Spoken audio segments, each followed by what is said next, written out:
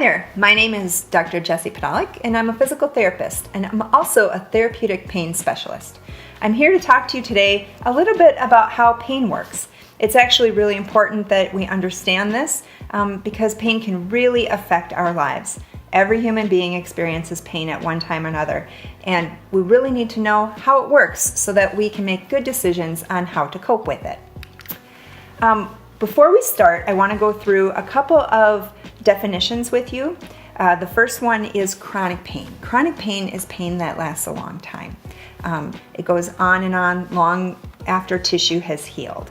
Ion channels are another thing that we're going to be talking about, and ion channels are little sensors. So if I say the word nerve sensor or ion channel, they're the same thing, and they're just picking up information.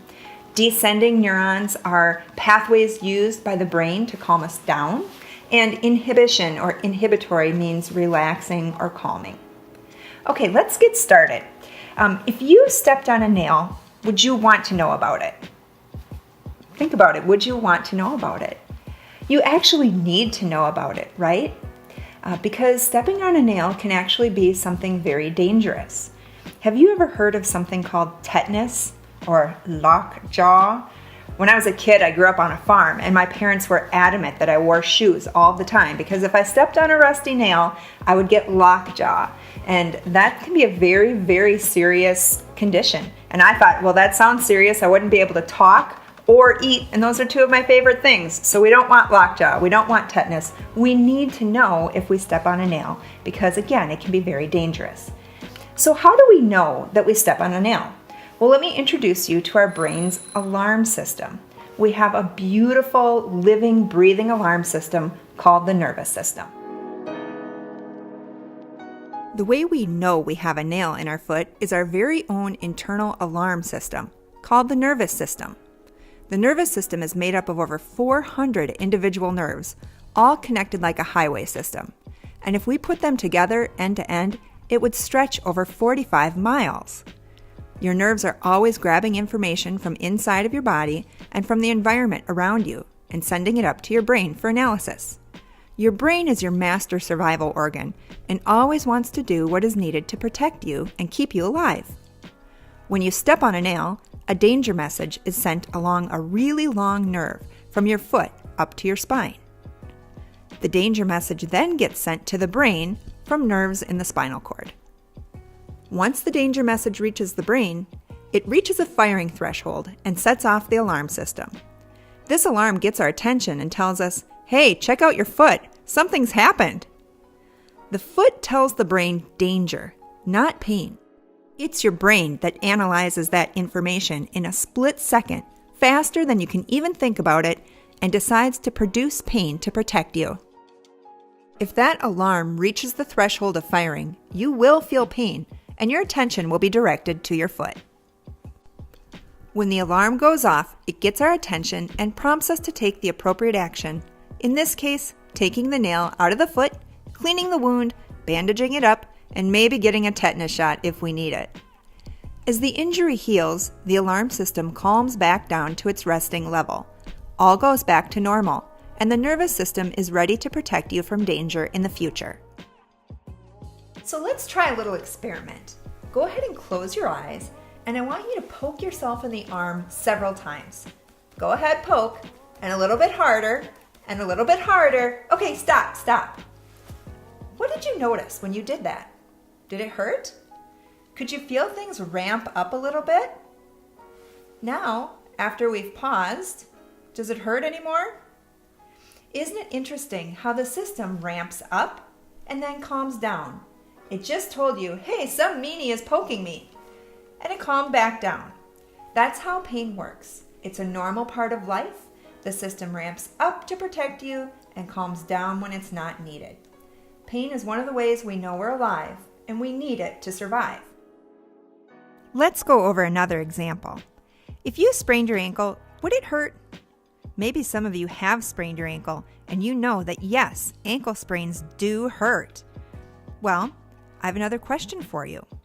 What if you were jogging across the street and you stepped in a pothole and sprained your ankle, but at the exact same time, a speeding bus came flying around the corner headed straight for you. Do you think you would feel that ankle sprain? If we could put a stethoscope up to your brain at that exact moment you see the bus, we would hear the brain saying something like this: ankle sprain, bus. Ankle sprain, bus. Ankle sprain, bus. Your brain weighs each of the dangers and decides which one is more important. Because the bus poses a danger to your very life, the brain can shut off that danger message from the ankle, allowing you to run away despite the injury. The brain turns down the pain experience by producing its own natural calming medicine to turn down danger messages. These chemicals are called endorphins, and this process is what we mean when we talk about inhibition.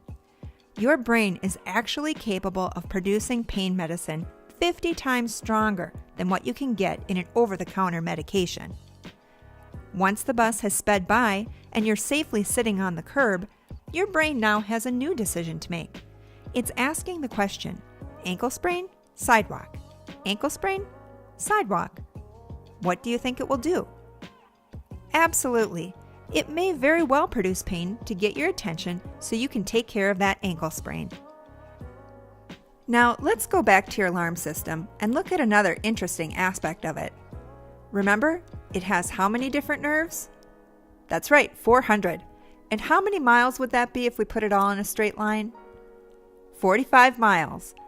And all the time, those nerves have a little bit of electricity coursing through them. It's like a low hum, indicating that the nerve is alive. As I mentioned earlier, it's normal for the alarm system to activate and ramp up when there's an injury, and typically it ramps back down in an expected time frame as tissue heals. Unfortunately, for about 1 out of every 4 people, once the alarm system activates, instead of ramping all the way back down, it will only come part way down. It's as if that low buzz, which then blared pain, comes to rest at a pretty high buzz. This is what occurs when people develop chronic pain or long-standing pain, which goes on and on long after the normal time it takes for tissues to heal. Interestingly, sometimes this same thing can happen even without an injury. The alarm system gets turned on, people experience pain, and then it remains extra sensitive or vigilant. It's very easy in this situation for someone to have frequent or chronic pain. Can you think of an example of a pain experience where there wasn't an initial injury? One of the most common non-injury pains is a headache. Stresses in life can keep the alarm system ramped up. These can be all kinds of stressors, from worrying about school, to not being able to play or be a part of your team, to being discouraged about pain going on, to concerns about things at home with your family. When the alarm system is buzzing nice and low in its normal state, there is a lot of room for us to do our normal activities. However, when the alarm is resting at an elevated state, there's only a little room for us to do our activities before the alarm is set off. For example, you may have been able to participate in Phy Ed class up until you strained your back 6 months ago, but now you can only handle about 10 minutes of class before you feel like you have to sit down due to pain. Now, if we could take a microscope and zoom in on your alarm system, we would see some pretty cool stuff. On every single inch of that 45 miles, we would see areas where there's insulation on the nerve and other areas where there's none. On those non-insulated areas, we have little proteins called ion channels, or nerve sensors. These sensors pick up on information from the body and the environment, such as temperature, movement, or immune chemicals. When life is good, we have exactly the right number and proportion of these sensors that we need. Everything is in a good balance. However, our nervous system can undergo changes where we get too many of one type of sensor. If we have a whole bunch of one type of sensor, we become highly sensitive to that stimulus.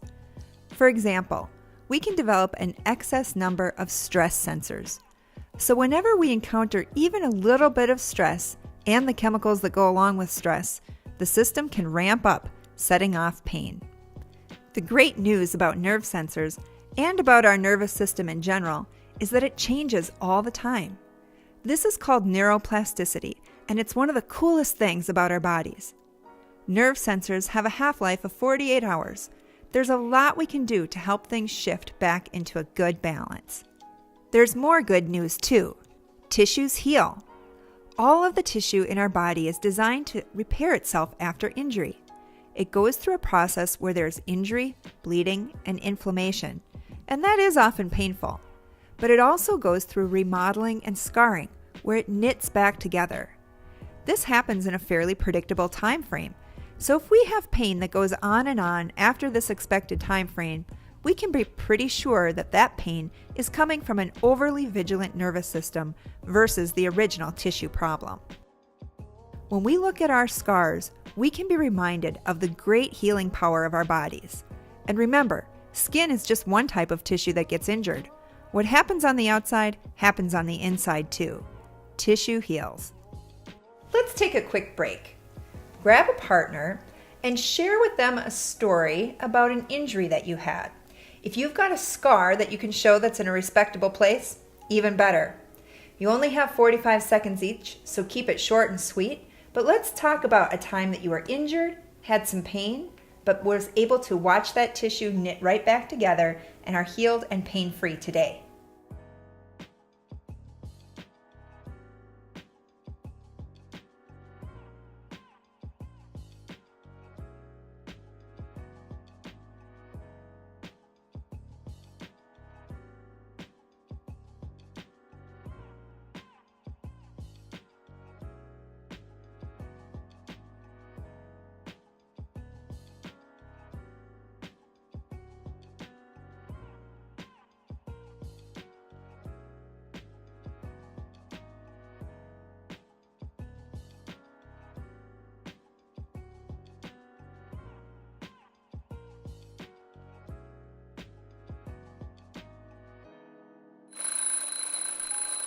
Switch partners.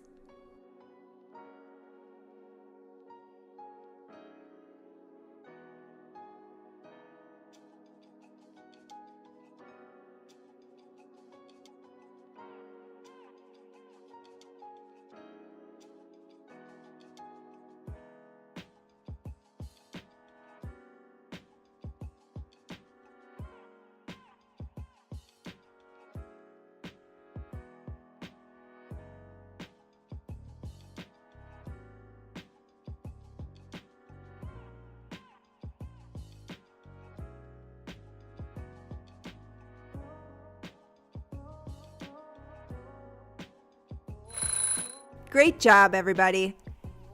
Let's get back to work. In most people struggling with chronic pain, the tissues have healed, but the alarm has stayed extra sensitive. They have developed a pain problem more so than a tissue problem, and treating the tissues doesn't really help. Fortunately, for those with pain problems, there are many ways we can turn down the alarm system back to normal. Education is super helpful, as the brain likes to know what's going on so it can stop producing pain to protect you. That's part of why we're going through this information today. Having good goals is also helpful. Goals help us to stay motivated to do the things it takes to turn down the system.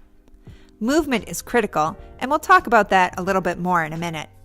And sleep. Did you get at least 8 hours of sleep last night? Did you know that deep sleep is the brain's only chance to do its housekeeping, where it flushes out all of its waste products and allows deep learning to occur? Getting enough sleep is critical for people in pain, as it helps clean up and turn down the alarm system. Learning about how pain works helps turn on the brain's natural pain medicine, endorphins. These chemicals help calm danger messages and improve our sense of well-being. We actually see big changes in how the brain fires before and after learning this information. Thinking positive is also really good for pain. Instead of worrying, which ramps up the system, we can remind ourselves that hurt doesn't equal harm and that we can be sore but safe. As I mentioned earlier, movement is a big deal when it comes to pain. Have you ever noticed what you automatically do when you pinch your finger in the door? We instinctively shake our hand. We will often rub, shake, or move an injured part. Sometimes when tissue healing is taking place, it can hurt to move a body part, and we move less and less. While that may be okay for a short time, in general, movement is very healing. In fact, we have a saying, motion is lotion. Getting our bodies moving again gets the blood flowing and helps relieve pain and get back to doing the things that we love to do. Let's take another quick break. I'd like you to get up, get out of your seat, and give yourself a little room. We're going to set the timer for 60 seconds, and while that's going, we'd like you to move in place. Jog, move around, just get your body moving. On your mark, get set, go.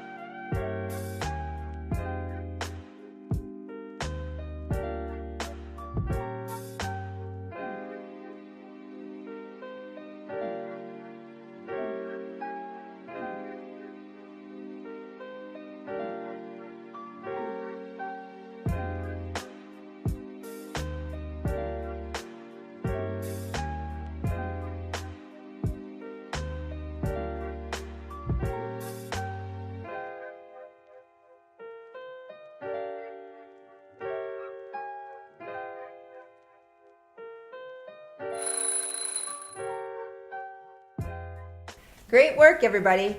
Have a seat. Think about it for a second. How do you feel right now? Is your heart pumping a little faster? Do you feel warm? You might even have a smile on your face. Movement eases pain. It also elevates our mood. And when we are in a better mood, often our pain goes down too. Movement eases pain. It's the biggest painkiller on the planet. So stay active, play, get lots of sunshine, and just enjoy moving your body. Whether it's a sport, performance arts, or just playing with friends, movement is key. Remember, tissue injury and pain are not the same thing. You can have injured tissue with no pain at all, like a bruise that you see on your body but have no idea where it came from. As odd as it seems, injured tissue doesn't have to hurt at all. This crazy x-ray is from a young man in Korea who went to the emergency department because of a headache. The doctors took an x-ray, and they were amazed to see this nail in his head. When they asked him about it, the only time this possibly could have happened was 4 years ago when he was working on a job in construction around nail guns. His headache had only recently developed, and he had walked around for 4 years with this injured tissue and no pain. On the flip side of the coin, remember you can also have pain with no injury, like headaches, stomach aches, or back and neck pain. And remember that super cool thing we talked about earlier, neuroplasticity. You can use that amazing brain of yours to turn down the alarm system so it stops producing pain, and there are many ways to do it. As we wrap up here, I hope you have seen that there are many things we can do to treat pain, and we don't need to be afraid of pain or to turn to medicine when we experience pain. We can turn on our own feel-good chemicals by understanding how pain works, moving, playing, and taking good care of ourselves by getting enough sleep. There are other things that can help too, like mindfulness, relaxation, and humor or spirituality. In the remaining time, let's do one last activity together. Chances are you will experience pain in your life. It's just part of being human. Write down your plan for how you're going to respond when you have pain. Make a list of things that make the most sense to you, that get your body's own natural feel-good chemicals going. After you have your list, share it with a partner or small group. Thank you again for your time and attention. This is Jessie Podolak and your friends at International Spine and Pain Institute, reminding you to take good care of yourself.